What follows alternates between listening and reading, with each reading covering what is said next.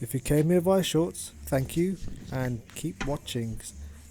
Let's get that big spanner again and get that fuel sender nut open.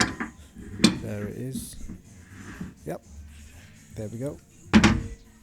That's come off loose quite easily, to be honest. Yep, that's a 18-inch adjustable wrench. It's no joke. Here we go.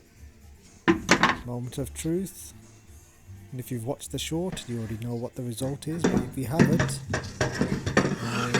it's clean. Yep, surprisingly clean. This car was parked up about 15 years ago. As the owner of the vehicle got ill. They're better now, thank God. And the car has been sent over to me to restore. Now, part of the project means we've got to tear down the entire vehicle and rebuild it, fixing everything as we go. The fuel tank is no exception, being unique to the 2.3 and the 2.5 Cosworths. It's a 70 litre tank, whereas on the standard vehicle, it's only 50 litres. So, we've got to restore this too.